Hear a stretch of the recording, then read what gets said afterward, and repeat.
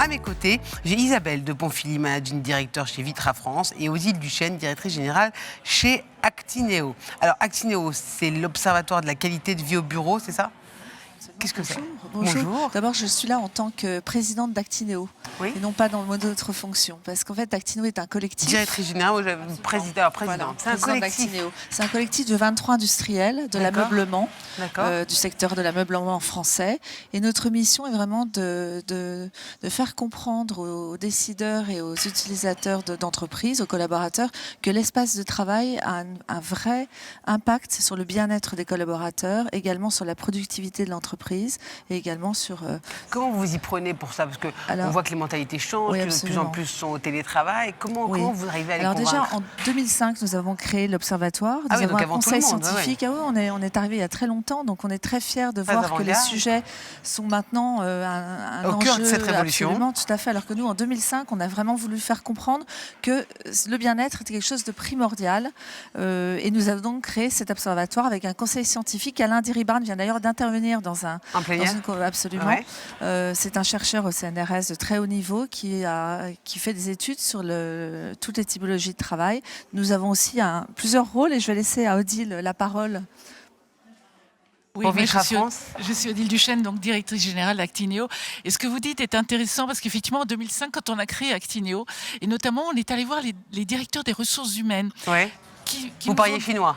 Qui nous ont dit, mais attendez, l'espace de travail, c'est un problème de décoration, c'est pas notre sujet. On va mettre une plante. Et aujourd'hui, quand on va les voir, ils ont compris effectivement combien l'aspect spatial était important.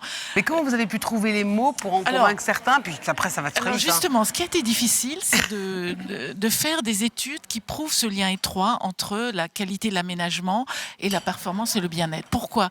Parce que il y a plusieurs variables qui contribuent à la qualité de vie, à ce sentiment de bien-être que vous avez au bureau. Il y a la variable espace, mais aussi il y a la variable management. Donc il faudrait isoler uniquement cette variable espace. Donc c'était très compliqué. Donc on s'est dit, on va faire autrement, on va questionner les gens. Donc on fait, depuis le début, tous les 2 ans, un baromètre où on interroge entre 1000 et 1500 salariés, des gens qui travaillent principalement au bureau. J'insiste, principalement au bureau. Pourquoi? Parce que vous le savez bien, maintenant on travaille de plus en plus ailleurs qu'au bureau. Donc on interroge les gens qui travaillent au bureau.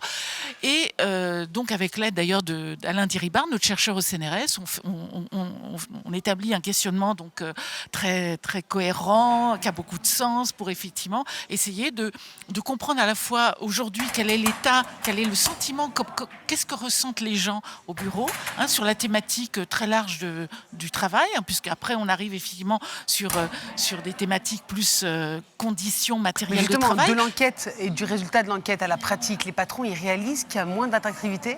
Alors justement, dans cette enquête, ce qui est intéressant, c'est que par exemple, on sent bien que les gens, les Français notamment, parce qu'on a fait aussi une enquête européenne, on a comparé les résultats des salariés français à des salariés de 5 autres pays d'Europe, et on s'est rendu compte malheureusement que les Français effectivement ressentaient, c'est un sentiment, avaient effectivement un sentiment de plus partagé, notamment sur l'open space.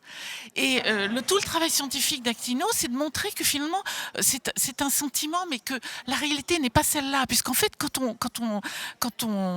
cette enquête, elle est faite selon la méthode des quotas, donc extrêmement représentative, puisqu'on interroge les salariés d'entreprises qui vont de 1 personne jusqu'à plus de 250, Paris-Province, tous les secteurs d'activité, hommes, femmes et tous les âges. Et on se rend compte qu'effectivement, finalement, l'open space, le terrible open space qui fait trembler tout le monde, ce n'est que finalement 15% de l'implantation actuelle. En fait, il y a beaucoup plus de solutions, peut-être tu peux en parler, plus de solutions mixtes, flexibles, etc. Justement, on s'est rendu compte qu'en 2005, à l'époque, le budget des aménagements arrivait à la fin du chantier dans un grand projet. Et souvent, il était rogné par tous les dépassements de budget. Et souvent, il y avait beaucoup d'investissements mis dans des halls d'entrée avec des marbres incroyables. Ouais, voilà. Et quand on poussait la porte des bureaux, c'était une misère absolue. Donc, on est assez fiers de voir que depuis 2005, ça a énormément changé. Et que vous y avez contribué, absolument, absolument. Et nous, en tant qu'industriels, on se rend compte que maintenant, les clients nous interrogent en ayant toujours cet ingrédient et cette préoccupation principale du bien-être au bureau. Et alors maintenant, le bien-être au bureau, 10 ans, 11 ans après, lequel est-il? Qu'est-ce que c'est? C'est le mobilier, certes, mais qu'est-ce que c'est que ce truc en plus? En fait, c'est le mobilier qui est un vrai outil de management. C'est-à-dire qu'avec le mobilier, on peut créer toute une organisation d'entreprise. Et quand on Donc parle ça- mobilier, on parle Oui. couleur, on parle matériaux, La c'est ça? totalité, c'est D'accord, tout, c'est couleur, plus le truc en matériaux. plastique, Également, ça peut être des bureaux, des sièges. Il faut toujours avoir des très bons sièges parce que le corps repose sur le siège. Donc il y a aussi un regard à porter différemment D'accord. sur les produits. Toutes les zones qui ne sont pas les zones de travail, qui sont de plus en plus importantes, ce qu'on appelle un peu les zones de confidentialité ou d'inspiration. L'acoustique est quelque chose de très important, la lumière également. On n'y pense pas forcément. Oui, Ouais. mais c'est très important parce qu'un univers peut être raté si l'acoustique n'est pas prévue. Et oui. Donc beaucoup de mobiliers qui peuvent corriger, améliorer énormément cet ingrédient. Et effectivement, la grande tendance aujourd'hui, c'est que ce qui est important, c'est le type de travail que vous faites dans une journée. Donc, en fonction de ce que vous allez faire, vous n'allez pas être dans le même lieu au sein de votre entreprise. Donc, vous allez effectivement peut-être rester à votre poste de travail, si vous en avez encore un, parce qu'on peut aussi ne pas travailler dans un bureau dédié, dans un poste de travail dédié. Mais après, vous allez aller en réunion, ou après, vous allez effectivement aller dans cette cafétéria qu'on n'appelle plus cafétéria, on appelle ça un lunch. Hein, on est comme dans un bar, voilà, pour travailler aussi, pas seulement se détendre, mais aussi on peut travailler d'une façon informelle. Et c'est vrai que c'est ça qui est intéressant que tu constates, oui, toi, aujourd'hui, dans les demandes des Oui. groupes, En c'est fait, oui, de absolument. Il y a travailler aussi tous ces lieux. Oui, absolument. Il y a un regard aussi sur les lieux, parce que les lieux, pourquoi avoir justement un restaurant d'entreprise qui prend une place incroyable et qui n'est utilisé que 2 heures par jour, autant lui donner un usage tout au long de la journée et donner à ce moment-là l'espace. Ce qu'il faut, c'est donner une générosité aux utilisateurs. Et ça, c'est important, c'est d'avoir un regard différent sur l'utilisation des espaces.